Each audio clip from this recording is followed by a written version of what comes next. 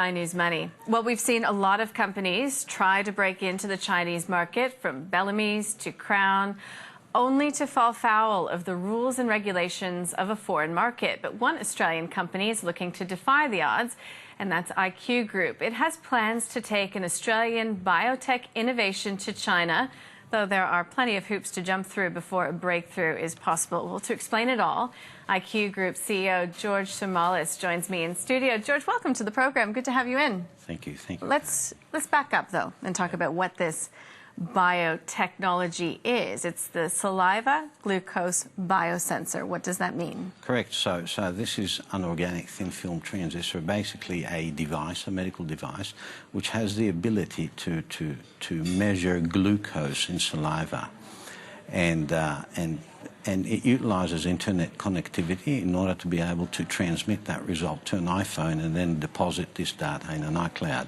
So what's unique about this is that it introduces a new method of sampling and measuring glucose when compared to the traditional method of measuring glucose in capillary blood, the finger So if tests. we just break it down, very simple terms, diabetics now have to do a pinprick. Correct. Your technology would allow them to just place something on their tongue and get their glucose level. Absolutely. Is this a world first? This is a world first. This is an innovation which is 100% Australian. The research happened with Newcastle University, and it was assigned to us a few months back, a year back, and we continue to do the development phase of this biosensor at Newcastle University. So assigned to you means that you bought the intellectual property? Correct, that's correct. Now, when it comes to buying of intellectual property, Theranos comes to mind. Yep. That company in the United States, it was a blood testing technology, a once lauded biotech company, and it was a cautionary tale when it came to core intellectual property. Yep. So how do we know, I mean, how far along is this IP that you've purchased? Well, it's finished off the research phase, or finishing off, I should say, and it's going to the development phase. And I wish to actually state that Theranos, for instance, was a laboratory. It wasn't so much about unique technology that they were selling out there. And it had CLIA approval, which is one of the approvals that Americans give to homebrew tests within laboratories. So it's a very, very different scenario, I think. So this is a bona fide technology invented by Newcastle University, patented, and many more patents to come, of course, as we develop that technology further for more indications apart from glucose. Now, from what I understand, you are seeking a NASDAQ listing for this subsidiary, the saliva glucose biosensor. Why go to the US? Why not list here? Well, we believe that the NASDAQ market is a much more appropriate market to do these listings in terms of funding and understanding biotechnology, A. B, we have very good relationships with many banks over in the US, which will assist in underwriting this task, and it's an April listing, so we need to do it quite soon. So by being in the US, we get more exposure to be able to raise more money to develop more tests apart from glucose. So I think it's basically the understanding and the education that the American investment community has around biotech. Is that frustrating to you, as somebody who's working in the biotech space here in Australia, that you perceive a lack of understanding in the Australian market? Oh, no, I don't think it's frustrating. I think it's expected, and I think it's normal, and this is precisely the view that we have taken as an organisation to go out there and to educate all interested parties to invest in biotechnology, irrespective of whether it's a biosensor or not. So is that the mission of the broader IQ Group? Correct, that's right. So the IQ Group has 6 companies, and half of them literally provide scientific services and drug development services to other biotechs, and the other half provide corporate advisory and capital investment services.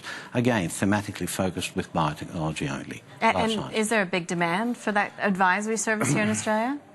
I think there is a demand, but there's also a fair few impediments that somebody has to pay for this service, and this service will pay off only when the relevant development strategy sort of aligns with the business strategy, and that's something that we don't see quite often. And how, I guess, do we develop that here in Australia? Well, once again, I think it becomes a matter of systematic education, and that the investors, especially the institutional investors, do not do the typical mistake of racing ahead of expectations. So, I mean, drug development is very, very complex in itself. So when somebody talks about immuno-oncology and at the same time they talk about gene editing, these are very, very complex technologies. I mean, biotech is complex, these technologies are complex, the regulator becomes much more complex. So there's a lot of risk, and you have to have expectations which align to those outcomes. Is there a lot of interest from venture capital here in Australia, though? The venture capital, in terms of dollars, is less than 5% of what the Americans put into their venture capital. So that says it all, I think. Mm-hmm. Okay, so back to this saliva glucose biosensor. So how close, realistically, to commercialization do you think you are? We're looking to be able to put it onto the market in the next 24 months. And that's the whole plan. And initially, the commercialization strategy here is twofold: to put it on as a commercial device, and then to generate data and register it as a medical device. And the difference between a commercial device and a medical device is specifically for China, the commercial device enables one to monitor a substance, whereas the medical device enables them to interpret the results of that as well. So an Apple Watch, which might measure beats per minute, that's not a medical device, it's a commercial device. But it's an early market strategy which enables for cash flow. Cash flow is king. Cash is king.